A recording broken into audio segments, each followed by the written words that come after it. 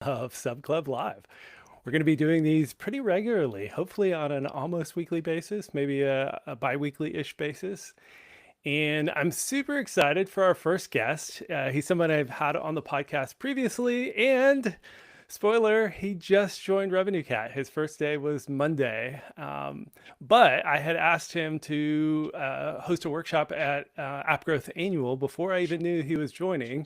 I had a hint he might be interviewing, but now he is a RevenueCat employee, but he also hosted a really great workshop at App Growth Annual. And so we want to spend the next 15 minutes or so in this inaugural Sub Club Live talking through his presentation. So Patrick, why don't you tell us what your presentation was on, and then also just tell us a little bit about yourself and your work leading up to RevenueCat.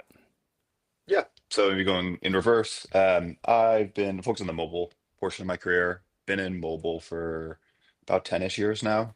Um, Originally started out on the investing side. I led M&A for one of the early roll-ups of app developers. Eventually became known as the Mosaic Group, and eventually got sold to Bending Spoons a few years back. So that's how I got into it. Probably deployed over $100 million into buying various apps and app developers.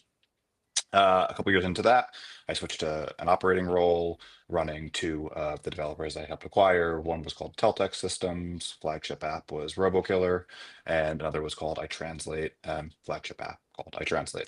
Uh, so been in mobile for a long time, looked at a lot of different apps across a lot of different categories, and spent a lot of money marketing apps, which then brings us to the topic of the workshop. And it was about how to scale with non-digital channels.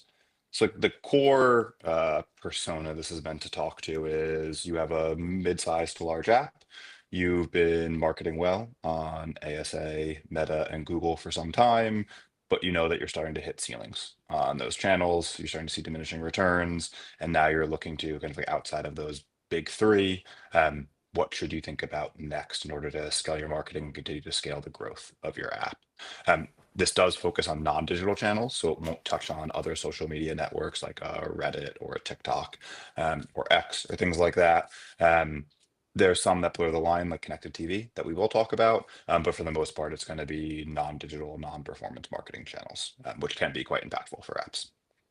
Yeah, cool. And yeah, it's funny. I made a comment to a colleague about this is one of those sessions at App Growth Annual. It surprisingly wasn't as popular as I expected. I expected it to be like, have tons of people excited to be in there.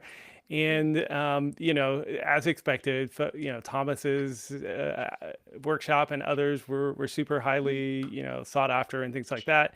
But I explained it as a little bit of like eat your vegetables because it's not the most exciting topic to talk about. It's not, what people are thinking about top of mind, but it can be so impactful. And so maybe that came off a little I won't take de- it personally, don't worry.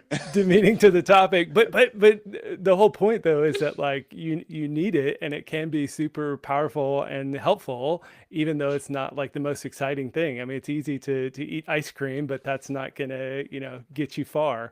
Um, so anyways, I with also think with it only applies to a subset of developers. well, that's So meaning true like if too. you're doing Yeah. like a million of revenue, ignore all of this. It's probably not super relevant for you. Like you have to be doing, Yeah. in my mind, probably at least 10 million, maybe like 20 million plus of revenue is Yeah. when you're starting to like have these considerations. Well, this is something we'll get into, and this is where I think there are opportunities for smaller apps to find leverage potentially. Like it's not something you should potentially like try too early, go too fast, too far. I'll save it for after your presentation because I actually want to get your thoughts on whether there are leveraged opportunities for potentially smaller apps taking advantage of this, even though you wouldn't typically recommend it, just for folks to maybe keep an eye out on it. So, yeah, before we steal all the thunder of the entire presentation, why don't you go ahead and share your screen and let's dive into the presentation. And then for those of you in the chat, it looks like we do have quite a few people who've already joined on the live stream. And so for those folks, we will be doing a Q&A after this. So you can be asking questions along the way. And we do have producers standing by who are going to be monitoring the chat. I'll try and monitor it a bit myself. But yeah, feel free to ask questions, and we will answer them after Patrick has presented. And I'll probably selfishly throw a few questions in there myself before we get to the live stream questions. So, all right, Patrick, take it away. Cool. So as I said, we're going to be talking about how to scale with non-digital channels. I'm going to skip the first section of who am I. The gist of this was, like I said, looked at a lot of apps, worked with a lot of apps, spent a lot of money marketing apps. So hopefully you believe I have a little bit of credibility in everything I'm about to say. Going to this, kind of taking a step back, like, here's my take on what I'd say is like the first phase of non-digital channels you should consider as an app developer. And again, like I would go to Apple Search Ads, Meta, Google before I attempted any of these. These are meant to be as you're starting to kind of mature in those other core digital channels. But also note that this page is in alphabetical order. There is no hidden messages to how it is sequenced as I lay it out. But the ones I would focus on, there's 7 of them. So connected TV, direct mail, for anyone who's maybe a little confused by that, like literally sending postcards or flyers to people's mailboxes and physical mail. Linear TV is going to be cable TV versus the streaming services that would fall under connected TV. Out of home is like physical billboard, subway ads, things like that. Podcast, pretty self-explanatory. Public relations is, you're working with journalists, putting data out about your product or your users, things like that, to get kind of organic news coverage and placements. And then radio, again, pretty self-explanatory there. When I think about each of these channels, I think 4 key considerations to keep in mind as you evaluate like which one is the best fit for you. So first is minimum budget, which is going to be how much do you need to invest in this channel in order to see results. There are going to be some channels where realistically you have to be spending $50,000 plus a month for it to even make sense for you to get into that. There's going to be others where you can pretty quickly get in with like a $5,000-$10,000 a month budget and test the waters at a lower ticket price. Then there's ease of targeting. So this is going to be around how easily can you narrow in on specific audiences or demographics. That's obviously a huge benefit that most of us have experienced with digital marketing, is targeting is really good. Generally, when you go to non-digital channels, targeting is almost always going to be worse than digital channels. We're just talking about how much worse your targeting ability is going to be on each of these channels. Largely the same thing when it comes to attribution. So again, this is going to be how easily can you say X user that I acquired came from Y non-digital channel, like connected TV or linear TV, et cetera. Same corollary or comparison on the targeting side. It's always going to be worse than digital marketing. We're just kind of got to stack rank relatively how much worse each channel is. And then average acquisition cost, just simply how much should you expect it to cost to acquire a subscriber through each of these channels. What I'm going to do next is talk to just kind of like this high level summary table to keep it relatively quick and brief. There is a section after this that has more detailed breakdowns of each. So if kind of that's interested as we get into the Q&A, happy to go into more detail on each of the channels. But this is how they all stack rank, again, across those 4 key metrics. Columns are still in alphabetical order, so don't read into it too much. I probably could have actually organized these better to illustrate what I'm about to say. But here's how I'd summarize the table. Starting from like maybe the least attractive, I would say outdoor advertising. So again, like billboards, subway ads, physical ads that you're putting in the real world, and podcast are probably the 2 I'd consider last on this list. For outdoor, really hard to get targeting. You're just picking a billboard and anyone who drives by that billboard is going to see it. You need to have decent sized budgets to go out and do this, because like rarely you're going to buy one billboard. That's not really going to be super effective. You actually have to buy kind of like geographic density to hit people multiple times and really cover that location. Very hard to nearly impossible to attribute who's actually coming as a result of these ads. And typically from what we've seen, very high acquisition costs. So the way I think about like outdoor is this is really like a brand channel. If you are a really big app and you're looking at building brand awareness, you have a budget where you're not really looking to tie like specific ROI to that budget. You just know you want to get in front of more eyeballs. Sure, outdoor could work for you. but do view it as brand building. I think the one exception to that, where I've seen this work well for folks, is if for whatever reason you do have a um, geographic focus to your product.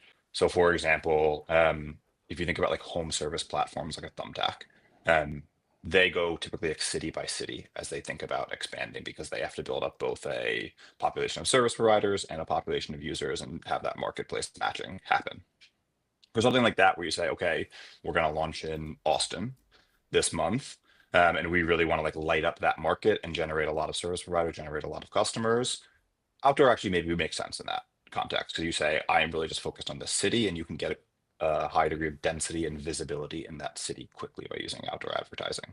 I think that's a small universe of products that fall into that bucket where it's relevant, but I think you're the exception if you do fall into that bucket and don't shy away from it in that case. Podcasts, on the other hand, some I think are not particularly attractive for most developers for a different reason.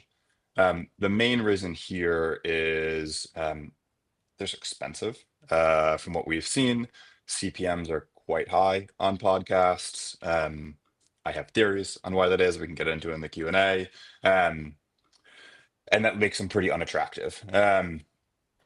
Again, I think the exception here, where podcasts can be more interesting, is when you can really work with like a specific show or set of shows that are really tailored to your audience segment. So for example, if like you're a health and wellness product and there's a health and wellness product and like your health and wellness product for females aged 35 to 45, and there is a podcast that speaks about health and wellness to that exact same demo, like really marrying up those audience segments. Um, can be powerful.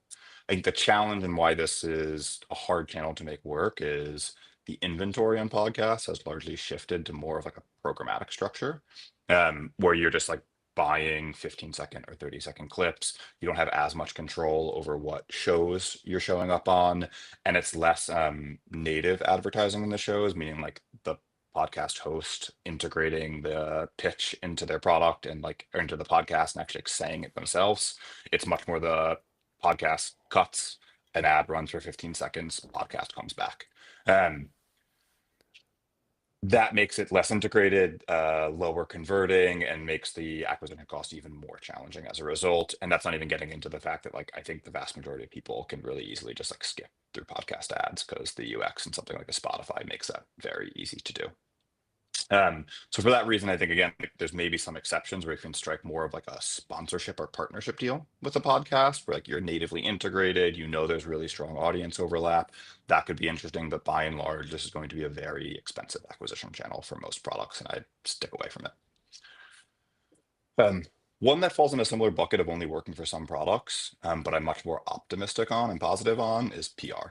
Where I think again, this is going to be a product, this is going to be a channel that only works for a subset of products. Basically, like you need to have, in my view, some sort of proprietary, unique data set that you can offer. And if you do, PR can work really well for you.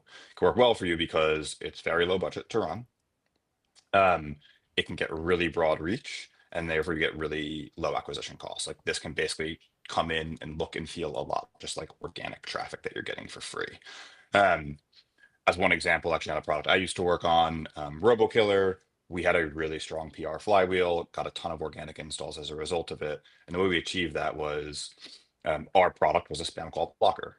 We kind of reviewed everyone's calls, determined what was spam versus not, and we collected all of that data in an anonymized, secure, private way, and all of that. But we were one of the few sources in the US that had actual data on like what is the average number of spam calls people are getting in the US per day? What's the average number of spam texts they're getting? How does that vary by state and things like that?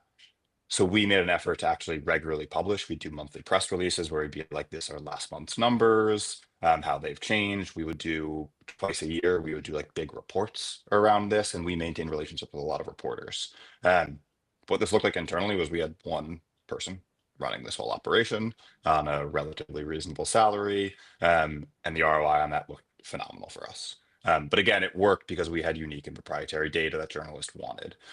What that looked like in terms of like being successful was we were getting quoted by the Wall Street Journal, New York Times, Washington Post, all of these big outlets. We would get invited on to do TV segments on like the CNNs and Foxes of the world. And again, that just made our brand very visible, drove a ton of organic traffic for us very, very cost effectively. So again, small universe of products will have that type of data that can make this PR strategy work. But if you do think you have unique data, this would be like app of any size, start pursuing PR quickly if you think you have a unique data advantage to make this work. So that kind of takes out that middle chunk of like outdoor podcast PR, only work for a subset of products. It's a pretty small universe, but they can be good, particularly PR, if you fall into that universe. I'm kind of like, I'd say like the high end of the market here are the two TV channels, so connected TV and linear TV. These channels can be very, very impactful for developers, mainly because they're super deep channels. So like if you can make the unit economics work on either of these, you can spend a ton of money before you hit a ceiling and you start seeing diminishing returns on them. That's like the big appeal in my mind of both of these channels.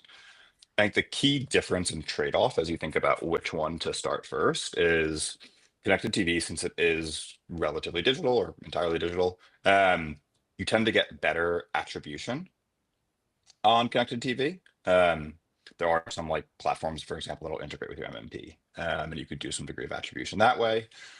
As a result, you get higher acquisition costs. Like CPMs on connected TV have always been meaningfully higher than CPMs on cable TV or linear TV because of this whole like perception of you should be able to get better targeting and attribution, and therefore you should pay more for those impressions.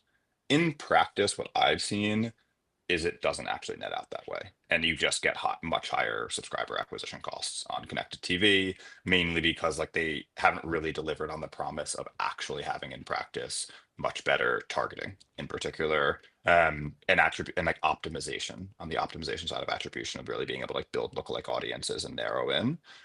So I think there's a world where like as connected TV and the ad inventory associated with it evolves, for example, like I think you're seeing much more around products that are advertised and you can like have Amazon send you a text or to automatically add it to your cart. And they're starting to do these more like interactive ad placements. I think that could eventually change the dynamics here and make connected TV a more attractive channel. But for now, I think maybe counterintuitively, I actually view linear TV or cable TV as the more attractive channel on a relative basis. Um, Mainly because I actually think in today's world, the targeting is largely the same on both of these. Be it connected TV or cable TV, you're largely thinking about like broad demos of like we're targeting this show or this channel that generally appeals to middle-aged people in this region or of this gender or of this ethnicity. Or socioeconomic background, whatever it is. But you're kind of talking about like these broad, high-level demographic targeting capabilities, pretty similar across both of those. The difference is, as I said, you get much lower CPMs on linear TV, and so that leads to much lower or materially lower acquisition costs relative to connected TV. So I've seen cable TV work very well for many apps. It's going to be higher, typically subscriber acquisition costs than your like Google's or Meta's, particularly early on before you've really scaled those channels.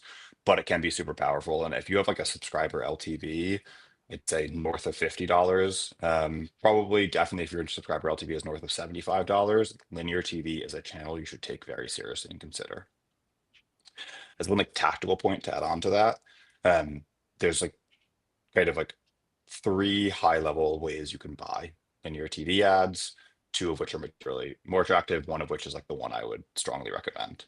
So one is like you can do pre-bought placements. Think of these as like the Super Bowl ads. Like you buy an ad and you know it's going to run during the Super Bowl at roughly a certain time slot in that program. A lot of control of where your placement runs. Those are the most expensive inventory. I'd say app developers like stay far away from those. It's not worth the time.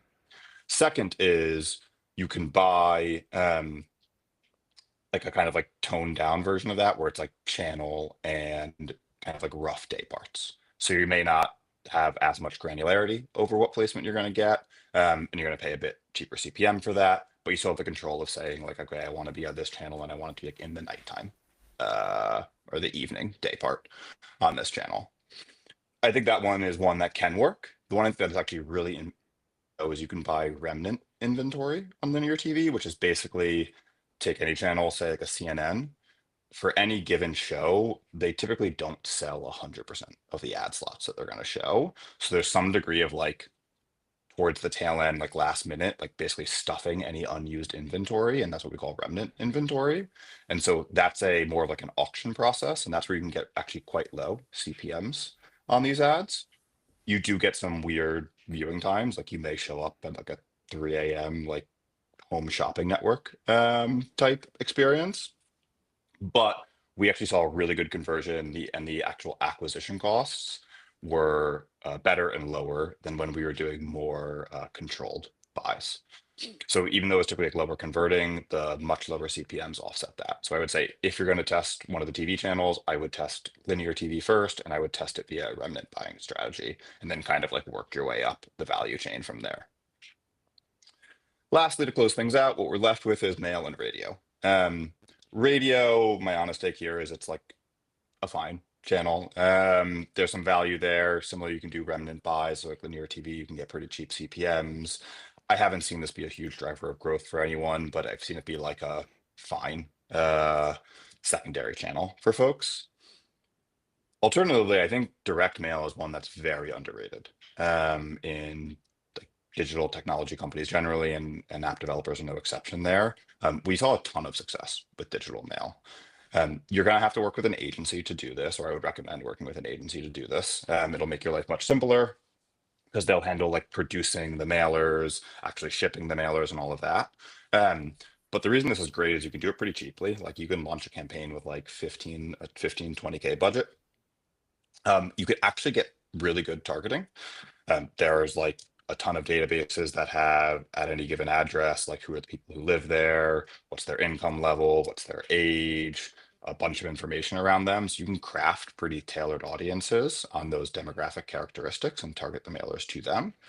You could also actually get pretty good attribution. The way we would do this is you basically, the zip codes you're mailing to, and information associated with those households you're mailing to. So we would run kind of like uplift analyses. You do some degree of direct matching, like say you have an email address associated with that household and that email address signs up, you could do a direct match, and then you do like an uplift analysis in the locations you were sending the mailers to get the rest of the attribution. So we always actually felt pretty good about our attribution. Felt like we had like I'd say like confident estimated acquisition cost for this channel, and it was like pretty reasonable. Like for us, we were seeing like between like $20 to $30 per subscriber through direct mail. It's not a super deep channel. Like you're not going to go spend a few $1 million a year on direct mailers, or most people won't, I don't expect. But if you're looking to deploy like a couple $100,000 a year in incremental marketing spend, this is a channel I would take very seriously. So kind of like summing that all up before we turn it over to Q&A, I would typically recommend mail, linear TV, and PR as the first three I would try out of this. Mail is going to be kind of like the low cost option or the mid cost option. Linear TV is the high cost option. PR is like the cheap kind of moonshot bet you're making there. And then from there, I would consider the other ones as secondary priorities after those three. That was a lot. It was a bit of a speed run through it all. Like I said, I have like detailed breakdowns on each individual channel in subsequent pages. So if anyone wants to ask questions about specific ones, I'm happy to flip to those. But I think with this, we'll turn it over to Q&A and see what we got. Awesome, Patrick. Thanks so much. Yeah, all this stuff is so fascinating to me. So again, I'm so glad to have you on and talk through this stuff. I want to ask you one thing first before I do see there's a comment in the chat, but first question from me, since you did this live with, and you can go ahead and stop sharing your screen. Since you did this live, what do you feel like was the best question you had in the workshop live? And then what was your answer to it? Can you think back to those to that workshop? Yeah, I think it more comes down to we did a lot of talking through on like individual apps, like what would be like people who attended, like, hey, I'm trying to do this or I'm considering this. Would it fit for me? Some of that's actually baked into what I said. Meaning I was, for example, like more negative on outdoor. I've added the caveat of like I think there are some apps that outdoor could work well for. Because as we talk through like the geographic density and like why that could be relevant to some people. Like I get it. Like I think there's some folks that could work for. So I think the main takeaway is like I'm talking in generalizations. Every app is unique and different, and like these generalizations may not perfectly apply to you. So take them as directional guidance, but I think they apply to most products. Yeah. All right. We have any questions from the live stream? All right. We've got a question from Peter, our very own Peter. What do you think about smaller indie apps using local press and leaning into the community angle? That's a good question. I think it So, works. Like that falls in PR for me. yeah. And then, but then, any specific tactics you'd call out? Like I can think back to we had Anya was I can't even pronounce her last name on the fly, but Anya from Rooted on the podcast, and this is something she leaned into heavily. Her app is a anxiety app where it helps you like calm your thoughts and things like that. And she not only got a lot of local press, but then she also kind of scheduled it out for, I think there's like mental health awareness month and things like that. And so she was kind of constantly beating this drum where she had a very unique angle. It wasn't data, like your playbook with RoboKiller was a very different playbook than she's running, but she had like just really interesting things to say and people want to talk about mental health. Any other kind of playbooks off the top of your head as far as like what could work for PR that's not necessarily proprietary data? Yeah, I guess maybe I should be less specific when I say proprietary data. Maybe proprietary insights is better because I do think Yeah. her example falls into that, which is like I'm an expert in mental health, and these things come up, and so I can like pitch segments to reporters that get their interest, and like I can come across as an expert with some degree of proprietary insight into this, and so like that proprietary insight works. Like I think there could be other security products, for example, where you're not like sharing data about your users, but you are a cybersecurity expert. And so you get brought on to segments about like privacy or security risks, and you're the person who's advising people what to do because you're the expert in the space. Right. So I think that all works. And actually, this maybe ties back into because this is jogging my memory of like a good question we got. Don't remember what the exact question is, but we basically talked through this of like what's the best way to go about PR. I think when you're thinking about this, so I do agree with generally targeting local press. Like it's going to be much easier to get a TV segment with a local news channel than a national one. So I think that could be quite powerful. You obviously have to stack up a lot of local ones, but I would start there and work your way up the chain. And then the other one I think that's like really important here is, as with like all people, reporters want things like very nicely packaged up for them. Like they Yeah. prefer not to think, and they prefer not to have to put a lot of effort into something. So it's much more impactful to like go to a reporter and your pitch is like, here's the exact segment that I think you should run. Here's what I can contribute. And you've basically like sketched it or like given them an outline. And it's kind of like they can just take it and run with it and give it to whoever in their organization they have to run these things by. It's much harder if you're just going and saying like, hey, I'm the developer behind this app. I'd love to do a segment about X and leaving it at that. Like Right. do the upfront work to make it like a really comprehensive, complete, easy to work with package and like put it in their lap. So like basically like your goal is this reporter now feels like I have an article, a news segment, whatever it is that I can like do and get credit internally from my boss, and I have to do like next to zero work to get this done. Like that's the Right. good outcome here, and I think that's how you're gonna like land a lot of these.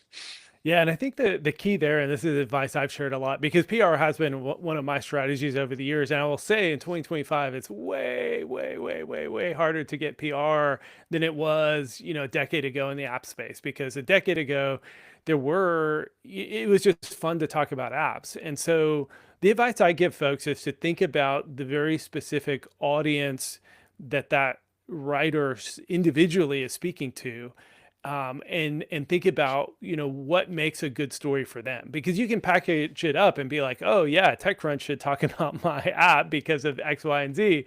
But you got to think from both the writer's perspective, like what beat are they covering for TechCrunch?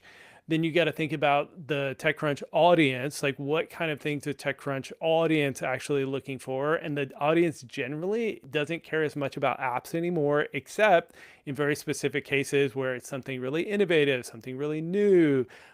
something to tie it to in the industry. For example, if you're doing a big experiment on app to web, and because Google enabled, I mean, because both Google and Apple now allow this in the US, like that could be a story to pitch of like, hey, now that Apple is allowing link outs, this is something we're doing, and here, and then kind of to your point, like that would make a more interesting story if you've already had some success there and can share data. And so then, of course, might piss off Apple a little bit if you're like the marquee app, but just as an example, like tying it to news that's going on in the real world, to innovation, to other things, of like what is that writer write about specifically, and then what does our audience care about.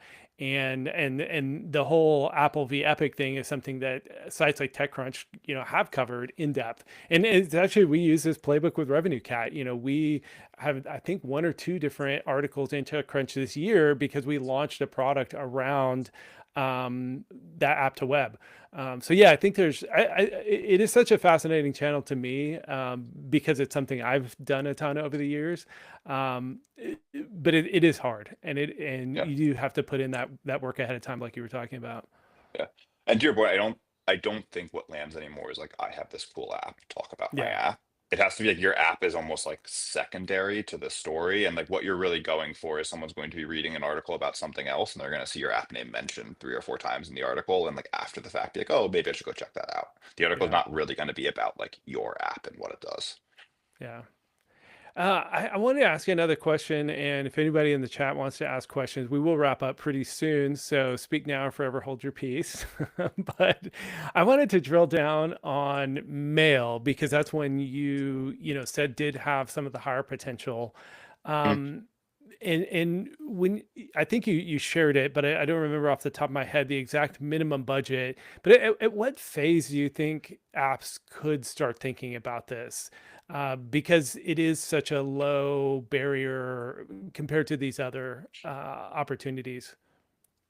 Yeah, I think they could start thinking about it actually quite early. To me, like the big thing for mail is you should be multi-platform on iOS and Android. Otherwise, like you're just kind of like taking a pretty big efficiency loss. If you're only on iOS, for example, like some degree of people getting these mailers are going to be on Android. Do you think I that also think to the that, demographics would kind of be in play there? Of if you targeted, households above 100K, then you're probably going to be 80% yeah, like iOS it's a way to anyway. hedge it. Yeah, It's a way to hedge it, but like you're going to accept some degree of breakage there versus like a right, meta for ad that sure. will only go to iOS users. I also think in that regard, having like a basic web funnel can help too, because like a not uncommon flow, maybe someone gets the mailer, goes to the internet and like Googles you or ChatGPTs you and ends up on your website, not the app Yeah, store. Um, and so I think having multi-platform plus a basic web funnel is good here. I also think having like some degree of a system for promotions or discounts is good.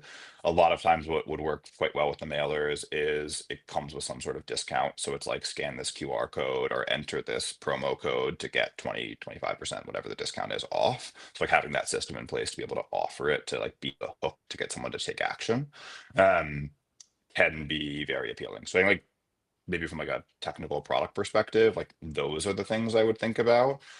Scale wise, I actually think this can work at any time. Like having some yeah. degree of brand awareness helps. I don't think it's required. Um, you can get decent real estate on the mailers to like, explain what you do. So I don't think you need to be a like high brand awareness product to make this work. And like I said, I think you can run this with like a 15K budget. You could do like a run of mailers, for example. So it's not a huge ticket item. I understand for some like indie devs that may be a lot of money, but like that's kind of where I think about it, where it's like if you could set aside tens of thousands of dollars for a marketing channel, this channel is in play for you.